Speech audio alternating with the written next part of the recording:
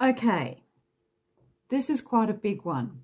ADHDers, you're going to understand this, hopefully. Today's little episode is about ADHD and impulsivity.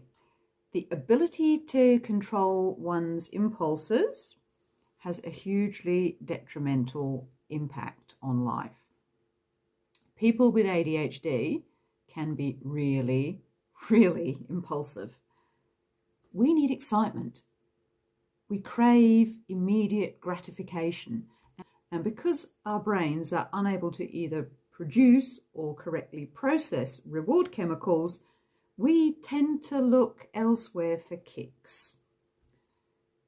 This means we can have a bit of a tendency to indulge in risky behaviours because we have really low boredom thresholds. Well, I have a super low boredom threshold. And this can have a huge impact on life. I know that for me personally, I have to list all upcoming expenses in an electronic calendar, and I try to arrange any direct debits to come out on the day the money hits my bank account. I have to be really strict with myself not to spend anything on payday until all expenses are paid.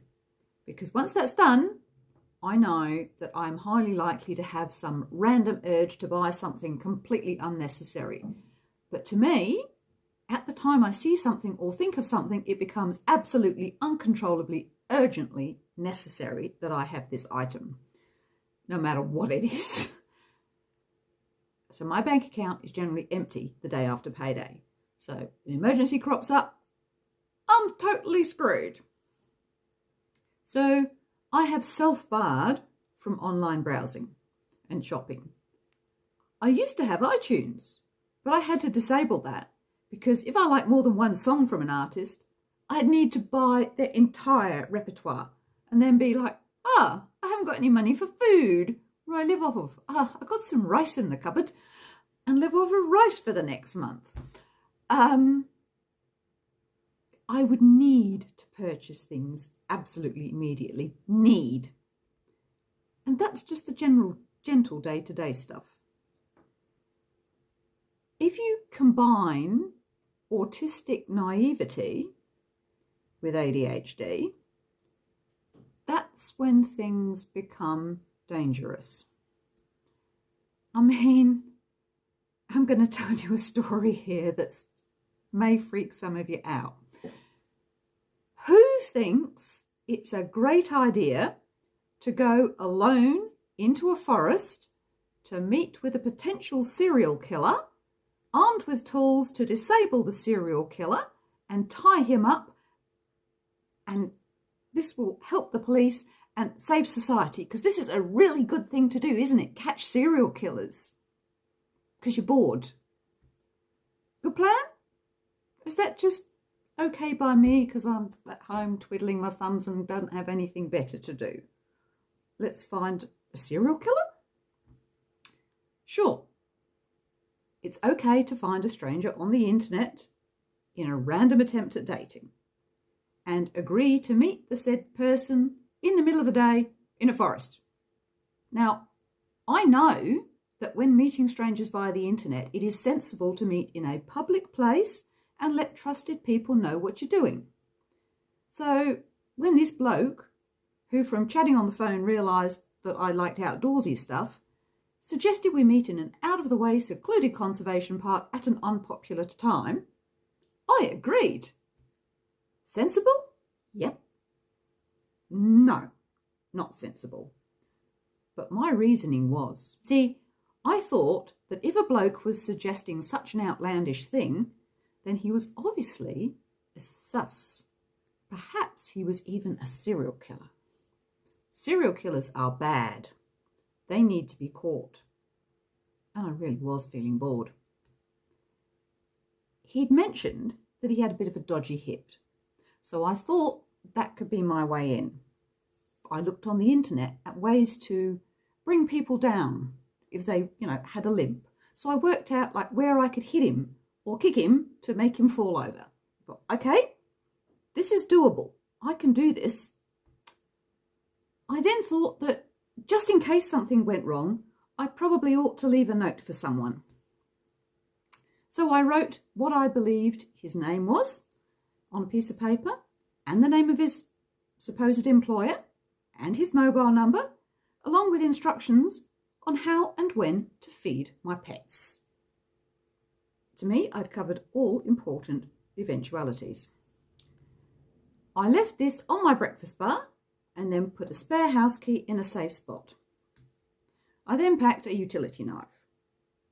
Not as a weapon, just being a normal item to take with you in an outdoorsy situation. Just useful. And some rope, some cable ties, some cloth for a gag, and a hefty long-handled shovel with which to knock him out.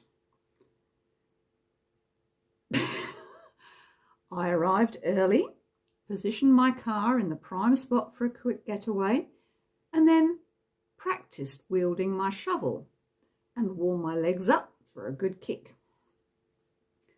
But being somewhat forgetful, good old ADHD, I realised I hadn't actually let anyone know what I was doing. So I messaged an elderly neighbour, letting her know I was meeting a potential serial killer in a conservation park, that I'd left a spare key in a particular place and a note with instructions on how to feed my pets and details of the person on my breakfast bar. I then requested that if she hadn't heard from me by, say, 4 p.m, would you mind calling the police and giving them the details, and could she feed my pets, etc. Obviously, perfectly reasonable? I thought so. Now, as a result, this completely freaked out my neighbour. And she was messaged me back saying, no, but I didn't have the time to reassure her. This car's pulled up and my potential serial killer had arrived. I recognised him from the photos from the internet dating. I analysed his walk as he approached, and I'd have worked out the best way to bring him to the ground. So I thought. I was very, very pleased with myself for being so organised. And I wasn't feeling at all bored now. I was rather enjoying the situation. We introduced ourselves, and I ordered him to walk in front of me, warning him that I had a big shovel if he didn't comply. He did, and he asked me if I planned to bury him after I disposed of him. I think I told him that maybe I would if he didn't behave. Not sure. He wondered why I'd agreed to meet him there. He'd thrown it out, but he hadn't expected me to agree. So we walked and we talked, and luckily he was a perfectly normal and completely harmless person.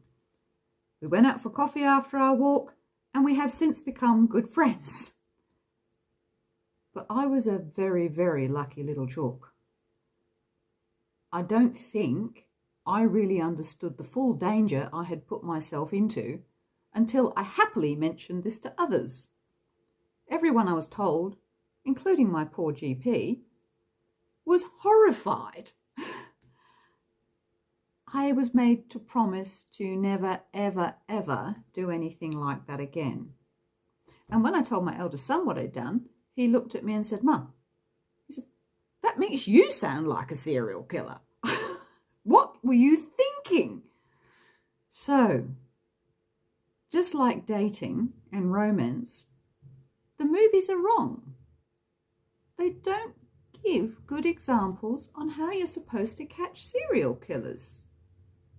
So, autistic naivety and ADHD impulsivity are a potent and dangerous cocktail. So, be careful out there, all you ADHDers. Don't do a nick. You might not be quite so lucky. Thank you all. Be well.